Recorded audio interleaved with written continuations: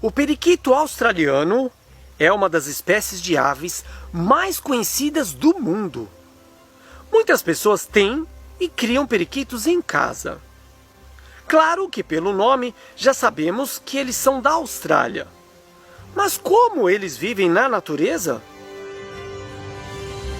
Nesse vídeo, vamos descobrir diversas curiosidades sobre os periquitos. Como é a sua reprodução? O que eles comem? Se são animais solitários ou se vivem em grupos? Quais são seus predadores? E muito mais. Em determinada época, eu criei muitos periquitos australianos, de diversas cores. Azuis, roxos, coloridos, amarelos, que são lindos. Mas qual é o padrão selvagem? Qual é a cor original do periquito australiano? Vamos ver. As cores originais são predominantemente verde e amarelo. Os adultos têm a testa amarela. Já nos jovens, a testa tem listras pretas que vão até as narinas. Esse local é chamado de cera ou carúncula. Na região das bochechas, eles têm pintas roxas, azuladas e pretas. Suas penas de voo são pretas e contornadas de verde e amarelo. As asas têm desenhos pretos bem bonitos. E as penas da cauda são azuis esverdeadas. Tanto as asas como a cauda têm formatos bem pontiagudos. Os periquitos selvagens medem em média entre 18 a 20 centímetros de comprimento e pesam entre 30 a 40 gramas. Seus pés têm cor cinza azulada e os dedos são posicionados com 2 voltados para frente e 2 para trás. Esse formato é chamado de zigodáctilo. Isso permite que essas aves manuseiem alimentos e que subam em troncos e barrancos verticais. Seu bico é pontudo e a maxila superior, que é a parte de cima, fica sobre a maxila inferior, que é a parte de baixo. É um bico bem diferente das outras espécies de psitacídeos, das araras, papagaios e outros periquitos. Ele não tem um formato tão arredondado, mas é um bico bem forte. E o periquito australiano pode dar bicadas bem doloridas. Na natureza, o periquito vive em diversas regiões da Austrália, com exceção das áreas costeiras no extremo leste e no extremo sudoeste. Também foi introduzido em muitos países, como África do Sul, Japão, Porto Rico, Suíça, Nova Zelândia e algumas regiões da Flórida, nos Estados Unidos. São aves que formam grandes bandos. Aparentemente não existe hierarquia nesses grupos, não ocorrendo muitas brigas entre eles. Formar bandos ajuda a se protegerem de alguns predadores, podendo assustar alguns animais.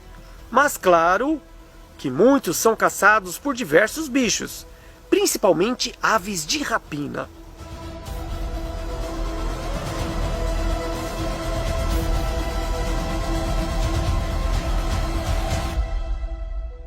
Os periquitos australianos são nômades e estão sempre mudando de locais à procura de alimento e água.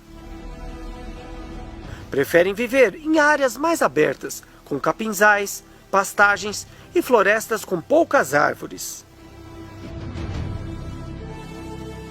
Assim como a maioria das espécies de aves, eles começam a despertar um pouco antes do nascer do sol, cantando e se movimentando nos galhos das árvores.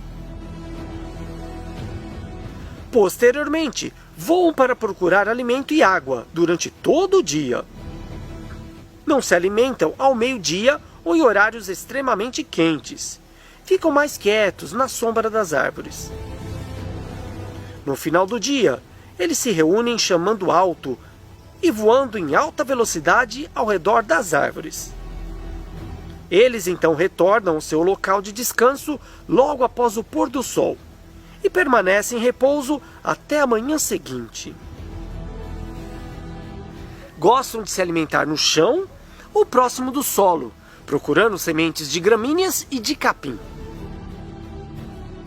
Essas sementes são extremamente ricas em energia e suprem a necessidade calórica e nutritiva que eles precisam. Depois de comerem, os bandos voam à procura de água. O periquito foi descrito pela primeira vez pelo botânico e zoólogo inglês George Shell, em 1805. Posteriormente, ele recebeu seu nome científico atual, Melopsittacus undulatus, pelo ornitólogo inglês John Gould, em 1840. Ele foi um grande pesquisador, recebendo diversas homenagens nos nomes de muitas aves, por exemplo, o diamante de Gould. O nome do gênero Melopsittacus tem origem do grego antigo e significa papagaio melodioso. O nome da espécie undulatus significa ondulado ou padrão de onda em latim. Isso devido aos desenhos de listras pretas nas penas. Na época de reprodução, os machos fazem uma dança de acasalamento. Eles pulam para cima e para baixo nos galhos das árvores e tentam bicar o rosto da fêmea e levar comida para ela. A forma mais fácil de diferenciar macho e fêmea é observar a cor da carúncula, que fica acima do bico. A cor irá mudar de branco ou rosa claro nos filhotes para um azul forte em periquitos adultos machos. Já nas fêmeas adultas, a cor será rosa ou marrom. Essa identificação também pode ser feita com os periquitos domésticos. Mas como existem muitas mutações em cativeiro, em alguns casos isso fica mais difícil. Nos periquitos com mutação lutina ou albina, tanto os machos quanto as fêmeas têm a cor da carúncula praticamente iguais. Normalmente, não é fácil identificar o sexo dos jovens.